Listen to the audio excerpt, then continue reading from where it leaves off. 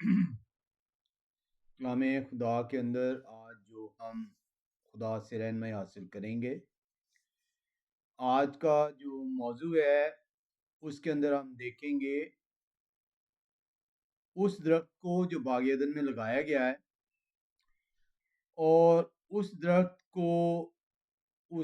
کے پھل کو جب آدم اور حوا نے کھایا ہے تو ان میں کیا تبدیلی آئی ہے۔ آج ہم نیک و بد کی پہچان کے درخت کو، اس کے پھل کو کھانے کے نتیجے میں جو گناہ سرزد ہوا ہے، وہ کس قسم کا گناہ تھا، وہ کس قسم کی تبدیلی تھی جو بنی نوع انسان کے اندر آئی ہے۔ عمومی طور پر جو کلیسیا ہے، وہ پیدائش کی کتاب کے اندر جب آپ اس کو دیکھتے ہیں تو کلیسیا جو ہے اس سے بخوبی واقف ہے کہ آدم اور حوا جو ہیں وہ خدائے قدوس کی حکم کی نافرمانی کرتے ہیں، اور اس نافرمانی کے نتیجے میں ان سے گناہ سرزد ہوتا ہے۔ لیکن شاید کلیسیا جو ہے اس بات سے پوری طریقے سے اس حکمت کو حاصل کرنے میں ابھی تک جو ہے وہ جٹی ہوئی ہے کہ وہ تبدیلی جو ہے انسان کے اندر جو رونما ہوئی ہے وہ کس قسم کی تبدیلی ہے۔ نیک اور بد کے درخت کا پھل کس طریقے سے انسان کے لیے جو ہے وہ برا ٹھہرتا ہے، کیونکہ کلام خدا جو ہے وہ واضح خدائے قدوس کے حکم کی نشاندہی کر رہا ہے، اور کلیسیا کو یہ علم ہے کہ حکم ٹوٹا ہے اور اس حکم کے ٹوٹنے کی وجہ سے گناہ سرزد ہوا ہے۔ لیکن حکم ٹوٹنے کا جو سبب ہے وہ نیکی اور بد کا درخت ہے، اس کا پھل ہے۔ ہم اس کو آج اپنے موضوع کے اندر لے کر آئے ہیں، اور ہم دیکھیں گے کہ وہ جو گناہ ہے جو اس پھل کو، نیک و بد کے درخت کے پھل کو کھانے سے ہوا ہے، اس سے آدم اور حوا کے اندر کیا تبدیلی رونما ہوئی، کیونکہ ہم جو ہے اس تبدیلی سے شاید ابھی تک آگاہ نہیں ہیں۔ ہم پیدائش دوسرے باب میں چلیں گے اور باغ عدن میں آئیں گے، اور خدائے قدوس کے کلام میں سے دوسرے باب کی 8ویں اور 9ویں آیت کو دیکھیں گے۔ کلام خدا بیان کرتا ہے پیدائش 2 باب 8ویں اور 9ویں آیت میں، اور یہوہ خدا نے مشرق کی طرف عدن میں ایک باغ لگایا اور انسان کو جسے انہوں نے بنایا تھا وہاں رکھا، اور یہوہ خدا نے ہر درخت کو جو دیکھنے میں خوشنما اور کھانے کے لیے اچھا تھا زمین سے اگایا، اور باغ کے بیچ میں حیات کا درخت اور نیک و بد کا درخت بھی لگایا۔ اب آپ دیکھ رہے ہیں کہ یہ جو درخت ہے یہ باغ عدن میں ہے، اور اسی باغ عدن میں انسان جو ہے، جو خدائے قدوس کی تخلیق ہے، اسے رکھا گیا ہے۔ ہم اس میں اس گناہ کو دیکھنے سے پہلے، اس تبدیلی کو دیکھنے سے پہلے کہ آدم و حوا میں کس قسم کی تبدیلی جو سی ہے اس پھل کو کھانے سے آئی ہے، اس سے پہلے وہ کس طرح کے انسان ہے، اور اس کے بعد جو ہے اس انسان کے اندر اس گناہ کے نتیجے میں کیا تبدیلی آئی ہے۔ ہم دیکھتے ہیں کہ کلام خدا ہمیں یہ بتاتا ہے کہ جو انسان خدا کی تخلیق ہے اس کے اندر وہ خدا نے اپنی شبیہ اور صورت پر پیدا کیا۔ ہم اس کو دیکھنے کے لیے پیدائش پہلے باب میں آئیں گے اور پہلے باب کی 26ویں اور 27ویں آیت کو دیکھتے ہیں۔ جب آپ پیدائش پہلا باب اور 26ویں اور 27ویں آیت کو دیکھتے ہیں تو وہاں پہ انسان کی تخلیق کا کلام خدا بیان کرتا ہے. لکھا ہے پھر خدا نے کہا کہ ہم انسان کو اپنی صورت پر اپنی شبیہ کی مانند بنائیں. یہاں پہ جو لفظ ٹرانسلیٹ ہوا ہے صورت اور شبیہ، اس کو جو ان سے ہم سیکھیں گے. اس کی آج تفسیر میں نہیں جائیں گے، یہ علیحدہ سے کلام خدا نے موقع دیا تو ہم خدا کی شبیہ کو دیکھیں گے کہ بیسیکلی خدا کی شبیہ ہے کیا. آج ہم اس کا محض ایک مختصر سا جائزہ لیں گے، کیونکہ ہمارا موضوع جو ان سے ہے آج خدا کی شبیہ نہیں ہے. آج اس پھل کو کھانے کے نتیجے میں جو انسان گناہ کرتا ہے، خدا کے حکم کی نافرمانی کرتا ہے، اس تبدیلی کو دیکھنا چاہ رہے ہیں. لکھا ہے کلام خدا کے اندر، پھر خدا نے کہا کہ ہم انسان کو اپنی صورت پر اور اپنی شبیہ کی مانند بنائیں، اور اس سمندر کی مچھلیوں اور آسمان کے پرندوں اور چپائیوں اور تمام زمین اور سب جانداروں پر جو زمین پر رینگتے ہیں اختیار رکھے. اور خدا نے انسان کو اپنی صورت پر پیدا کیا، خدا کی صورت پر اس کو پیدا کیا، نر اور ناری پیدا کیا. پچھلی دفعہ ہم نے جب دیکھا تھا تو ہم نے مرد اور عورت کی تخلیق کو دیکھا تھا، اور ہم نے دیکھا تھا کہ جو پہلا انسان تخلیق ہوا ہے وہ کلام خدا ہرگز اور ہرگز اسے مرد بیان نہیں کر رہا. کلام خدا ہرگز اور ہرگز اسے جو ہے عورت بیان نہیں کر رہا، بلکہ مرد اور عورت دونوں بیان کر رہے ہیں. اور ہم نے اس کو دیکھا تھا کہ کس طریقے سے کلام خدا اس کی تصدیق کرتا ہے. ہم یہاں پہ جو دیکھ رہے ہیں اس کے اندر ہم نے دیکھا ہے کہ شبیہ اور صورت، شبیہ اور صورت کے لیے جو عبرانی زبان میں جو لفظ آئے ہیں، جو شبیہ کے لیے لفظ آیا ہے وہ عبرانی زبان کی اسٹرانگ کنکارڈنس H6754 ہے، H6754، اور یہ لفظ آیا ہے سالم. اور جو صورت کے لیے لفظ آیا ہے وہ H1823 ہے، اور یہ لفظ عبرانی زبان کا ہے ڈیموت. اب یہ جو جس کو امیج کہہ دیا گیا، شبیہ کہہ دیا گیا، سالم سے یہ لفظ ٹرانسلیٹ ہوا ہے، اور صورت کہا گیا، فارم لائکنیس کہا گیا، یہ عبرانی زبان کا لفظ ڈیموت ہے. جب ہم اس کو دیکھتے ہیں تو ہمیں اندازہ ہوتا ہے کہ کلام خدا ہمیں یہ بیان کر رہا ہے کہ جو انسان ہے وہ خدا کی شبیہ کے اوپر ہے. اب اگر شبیہ سے مراد جو سی ہے وہ جسمانی خد و خال ہیں، جسمانی ساخت ہے، یا جسمانی جو ہے عمومی طور پر ہم اسے لیتے ہیں ظاہری طور پر جو ہے جو اس کے کریکٹرسٹکس ہیں، تو پھر خدا جو ان سے ہم یہ بیان کرتے ہیں کلام خدا سے کہ خدا کی جو انسی ہے کوئی اپنی صورت بھی ہے، اور اسی صورت کے مطابق انسان کو جو ہے پیدا کیا گیا.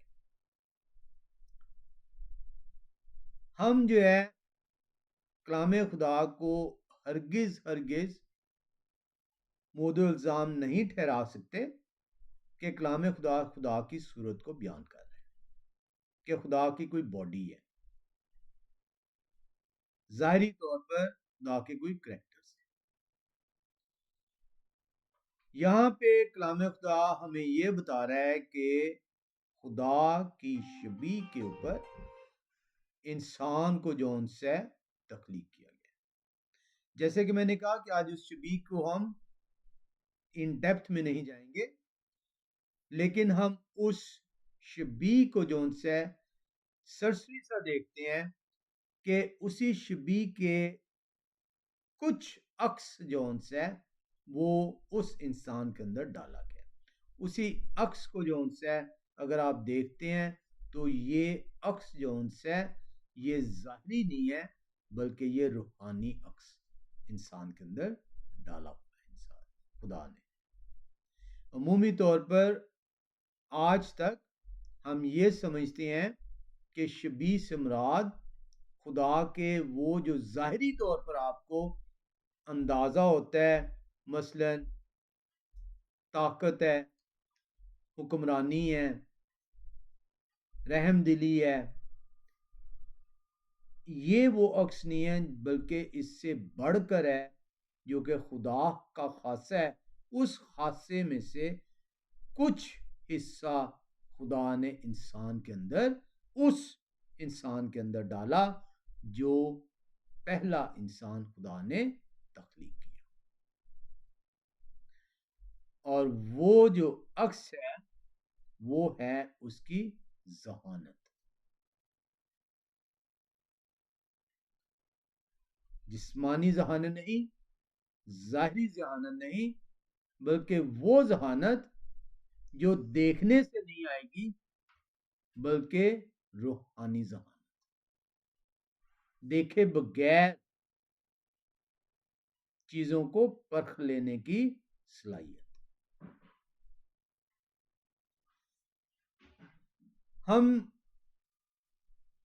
جب اس کو دیکھتے ہیں تو ہمیں یہ پتہ چلتا ہے کہ کلام خدا ہرگز یہ نہیں کہتا کہ خدا قدوس کی کوئی جسمانی صورت ہے یا ان کے اندر کوئی جسم کی جونسی ہیں جو ظاہری طور پر علامات ہیں وہ موجود ہیں۔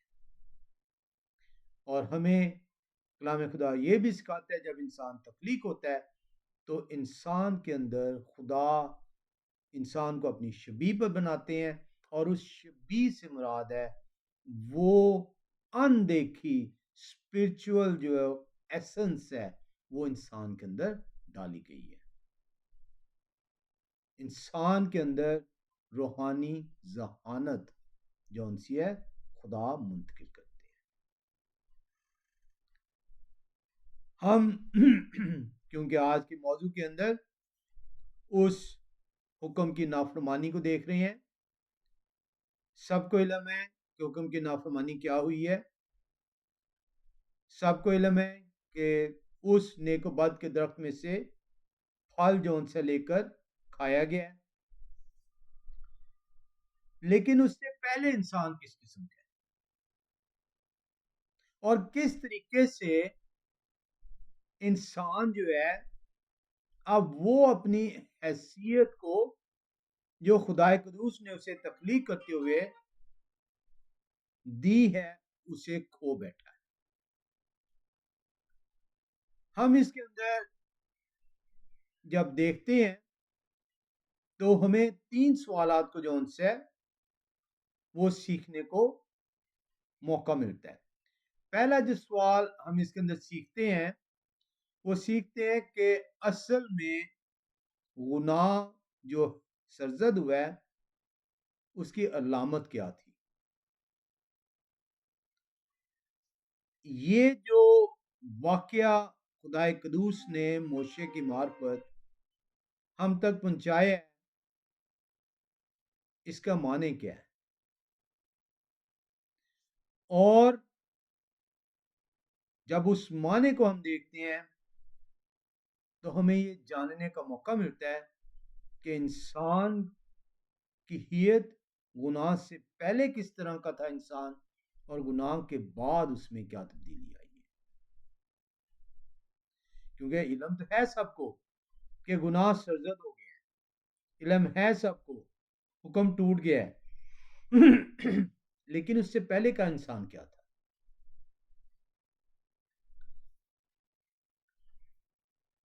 بظاہر جب آپ کلام خدا کو سرسری طور پر دیکھتے ہیں تو ہمیں ظاہر ایسا لگتا ہے کہ اس حکم کو ٹوٹنے کے بعد جون سے انسان کے اندر جون سی ہے نیک و بد کی پہچان جون سی ہے منتقل ہوئی ہے، یعنی یہ صلاحیت جون سی ہے وہ انسان کے اندر پہلے موجود نہیں تھی۔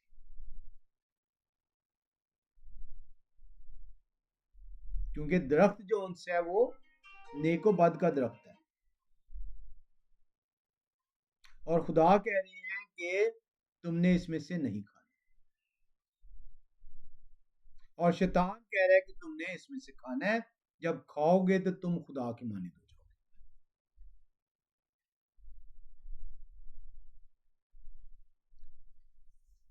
ہم جو ہے اس کو جب دیکھتے ہیں تو ہمیں اندازہ ہوتا ہے کہ جیسے آدم اور خوا نے اس پھل کو کھایا ہے جو نیک و بد کے درخت میں سے لیا گیا ہے، تو آدم اور خوا جو ہے ان کے اندر نیک و بد کو پہچاننے کی صلاحیت آ گئی ہے۔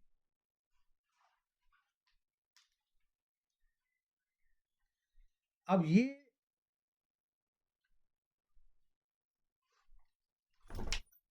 ہمیں حیرت میں مبتلا کر دیتا ہے، عجیب سا جو ان سے ہمیں خیال میں ڈال دیتا ہے کہ حکم توڑنے کے بعد آدم اور خوا جو ہیں ان میں یہ صلاحیت آ گئی ہے کہ اب وہ نیک و بد کی پہچان کر سکے۔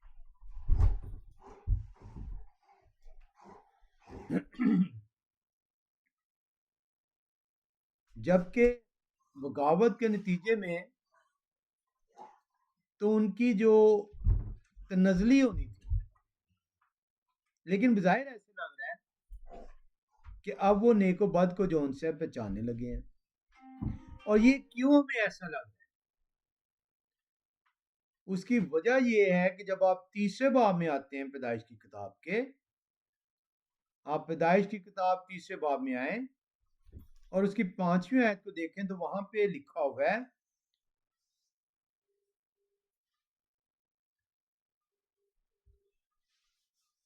بلکہ خدا جانتے ہیں کہ جس دن تم اسے کھاؤ گے تمہاری آنکھیں کھل جائیں گی۔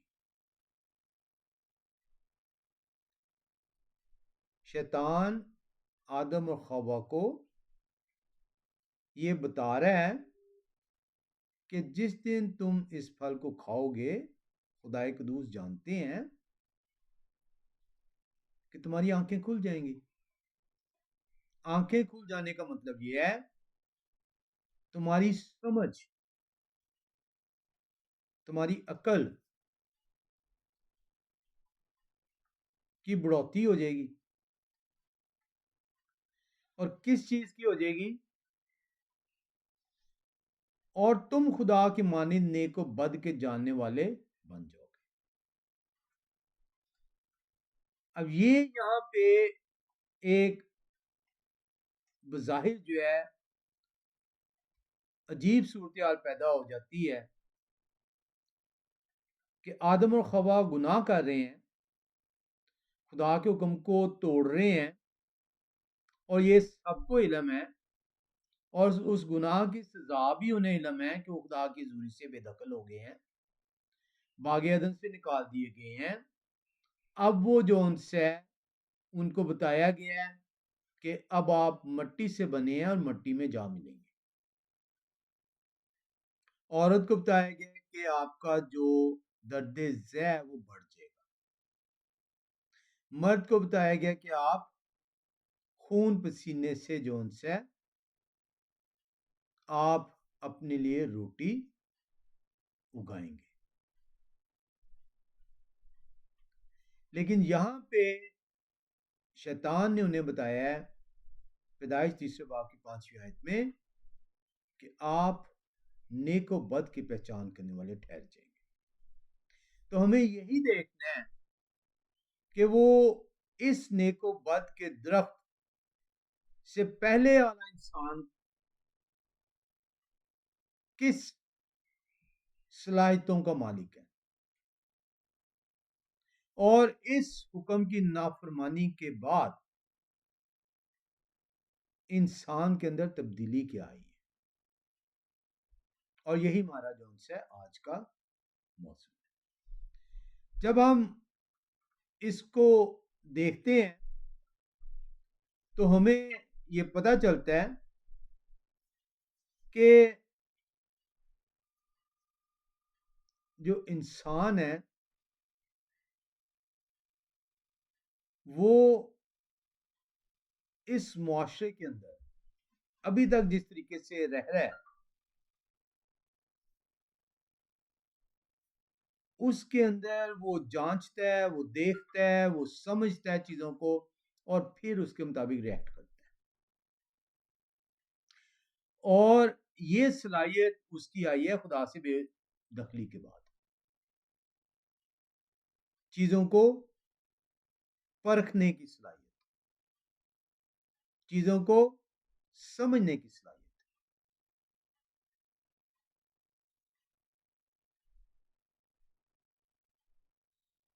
کیا یہ صلاحیت پہلے اندر انسان کے موجود تھی؟ کیا انسان جو ان سے ہے اس سے واقف تھا؟ کیا انسان کی سمجھ جو ہے وہ انسان کے اندر موجود تھی یا یہ سمجھ گناہ سرزد ہونے کے بعد آئی؟ تو اس کے لیے جب آپ کلام خدا کے اندر جھانکتے ہیں تو کلام خدا واضح طور پہ بتا رہا ہے کہ خدا انسان کو اپنی شبیہ پہ بنا رہے ہیں. اور شبیہ پہ بنانے کا مطلب ہے کہ خدا نے اس روحانی قوت جو خدائے قدوس کے اندر موجود ہے اس کے عکس کو انسان کے اندر ڈالا ہے. اور اس روحانی قوت کے اندر اس ذہانت کو جو ان سے انسان کے اندر گناہ سے پہلے جو ان سے ڈالا ہوا ہے، اس کی تخلیق کے اوپر ڈالا ہوا ہے. اور وہ ذہانت وہ نہیں ہے جو کہ تجربے کے بعد آئے گی. ذہانت وہ ہے جو کہ اندیکھی ہے، جو کہ وداؤٹ آبزرویشن. آج کا انسان جو چیزوں میں فرق محسوس کرتا ہے، جس چیز میں جو ان سے اسے نیک اور بد کہہ کر جو ہے اس میں پہچان کرتا ہے، وہ محتاج ہے روایت کا، وہ محتاج ہے اس چیز کو پرکھنے کا. گناہ سے پہلے انسان کے اندر جو ہے اسے پرکھنے کی ضرورت نہیں تھی. وہ محتاجی کا شکار نہیں تھا، اسے روایت کا سہارا نہیں لینا پڑتا تھا. اور اسی وجہ سے جب آپ کلام خدا کے اندر جاتے ہیں تو کلام خدا آپ کو بیان کرتا ہے کہ صرف اور صرف تمام جانداروں میں سے جس جانور کو حکم دیا گیا ہے وہ انسان ہے. حکم صرف اسی صورت میں دیا جا سکتا ہے اگر حکم دینے والا یہ سمجھتا ہو کہ جو بات میں حکم کے طور پر اس کو آگے بتا رہا ہوں یہ اسے سمجھتا ہے اور اس سے واقف ہے. آپ دیکھتے ہیں کہ جیسے ہی خدا قدوس آدم کو باغ عدن میں رکھتے ہیں انہیں بتاتے ہیں کہ آپ نے کیا کرنا ہے. آپ دیکھتے ہیں کہ واحد آدم اور حوا کو حکم دیا گیا، کسی جانور کو نہیں کہا گیا کہ تم نے یہ کرنا ہے اور تم نے یہ نہیں کرنا، کیونکہ باقی جو ان سے ہیں خدا کی شبیہ پہ. صرف انسان جو ہے وہ خدا کی شبیہ پہ ہے. اور یہ انسان وہ انسان ہے جس کے اندر بغیر دیکھے، بغیر پرکھے، بغیر روایت کو جو ہے جانچے اس کے اندر روحانی ذہانت خدا کی طرف سے موجود ہے.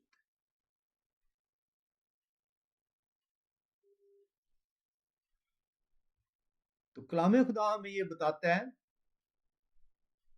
کہ یہ نہیں ہے کہ انسان کے اندر پرکھنے کی صلاحیت،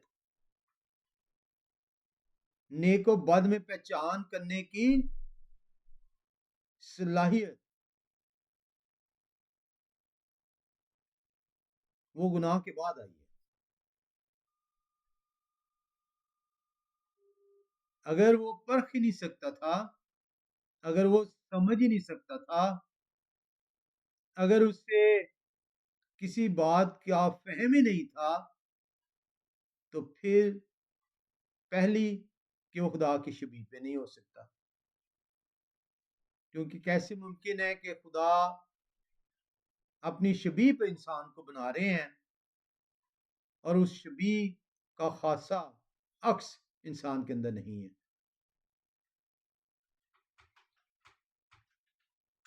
اور دوسرا، اگر اس کے اندر ذہانت موجود نہیں ہے، جو پرکھنے کی محتاج نہیں ہے، جو روایت کی محتاج نہیں ہے، جو ایکسپیریمنٹ کی محتاج نہیں ہے، جو تجربے کی محتاج نہیں ہے، تبھی خدا قدوس اسے حکم دے سکتے ہیں.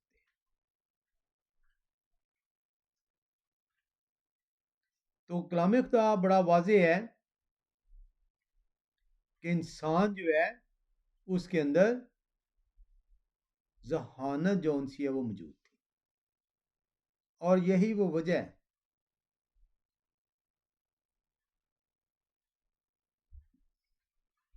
کہ اسی ذہانت کو جو خدا قدوس کا خاصہ ہے، جو پہلے انسان کے اندر ڈالی گئی ہے، جو روحانی ذہانت تھی، اسے تمام جانداروں پر فوقیت بخشی گئی. کوئی جسمانی طاقت نہیں اس کے اندر ڈالی کہ وہ زور بازو سے جانداروں کا مقابلہ کرے گا.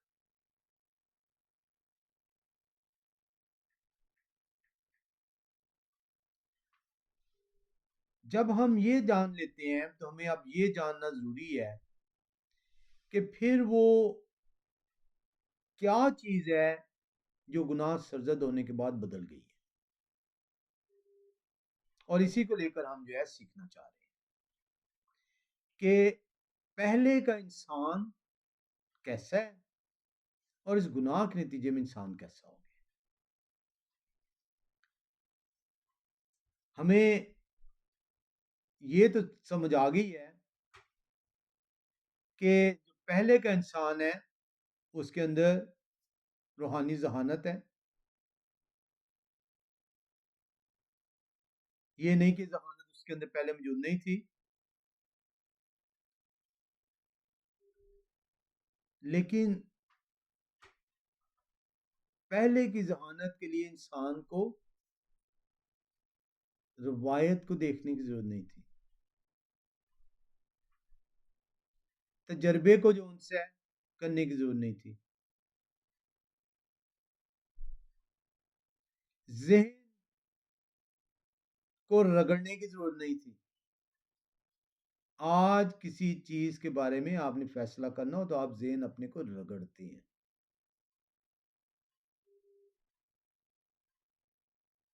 پہلے کا انسان گناہ سے پہلے اس کے اندر خدا کی ذہانت تھی، اور خدا کی ذہانت محتاجی کا شکار نہیں تھی.